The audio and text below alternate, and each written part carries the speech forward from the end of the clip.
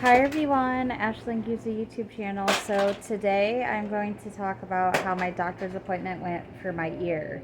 So if you guys haven't been following me, a few weeks ago I had an ear infection and in my right ear.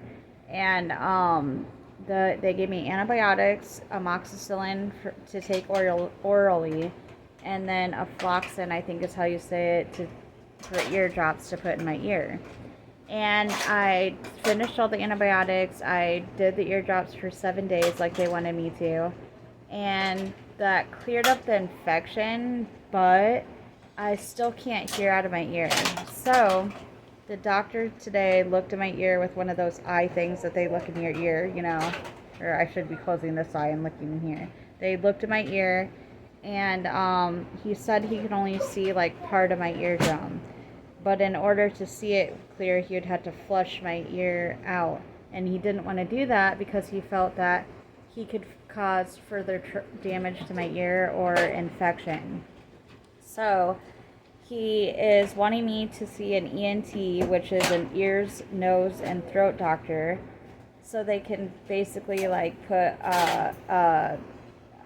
like a camera in my ear to see what's really going on. He said he doesn't feel that my hearing is going to be gone forever or anything like that, but he said that it is a possibility that I punctured or ruptured my eardrum. And he said usually those heal on their own, but sometimes they have to do little surgery things to them. And worst case scenario, he said, I would have to have a hearing aid. But he said that's worst case scenario, and he doesn't feel that it's going to go that far. But he does feel that I'd need to have it looked at and that I could have possibly ruptured my eardrum. So, he told me that they're going to call me to set up an appointment, but if I don't hear from them in the next couple days, to call them.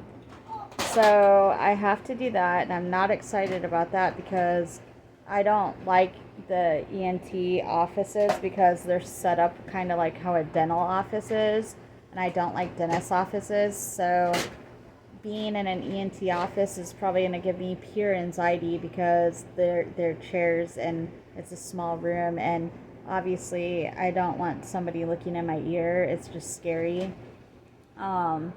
So this isn't going to be fun because now I have to sit here and wait and wonder what they're going to say about my ear, like what's really going on.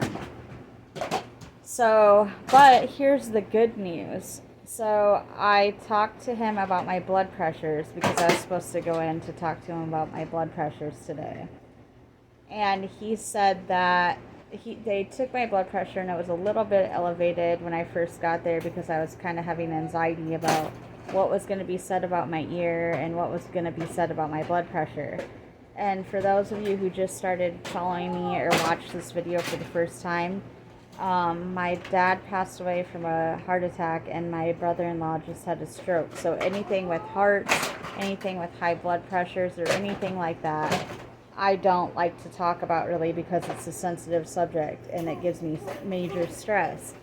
So but the good news is that he said that the second blood pressure he took was normal. So he said with me having anxiety, that can make your blood pressure elevated. Plus with me going in previously with an ear infection and an ovarian cyst and different things like that, those things can make you have elevated blood pressure due to pain, So pain and stress mixed together can cause a high blood pressure. He doesn't feel that I need to be on any blood pressure medications. But he did encourage me to continue doing what I've been starting to do, which is dieting and exercising. And I'm going to continue doing that because I want to do it anyways for my heart, but I also want to do it so I can, just have this extra weight off and just be healthy.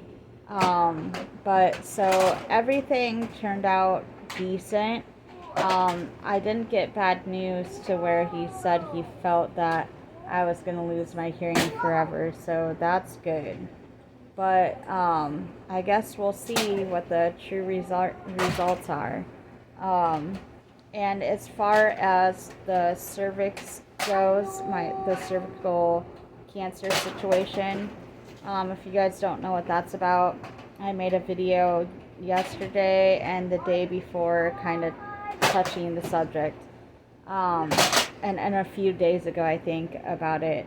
But I had to go in because they thought I might had cervical cancer cells, like pre-cancerous ones or cancerous ones, and so they had to take a biopsy of my cervix. But I got the results back, and it said negative for dysplasia. I don't know if I'm saying that right, but basically it was negative. That means negative for cancer. So that was good news. So I'm essentially getting good news back, but I didn't really get answers on my ear because I won't really know until I go to the ENT and they look at it.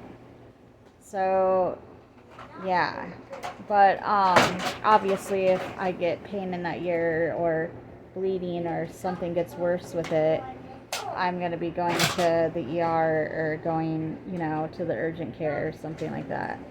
But other than that, I mean, that's what's going on with me. It's good news and bad news. So my next appointment that I'm going to be talking to you guys about will be my neck ultrasound, which those of you who don't know me or are just starting to follow my videos, I'm a thyroid cancer survivor, so I have to get my neck checked every so often.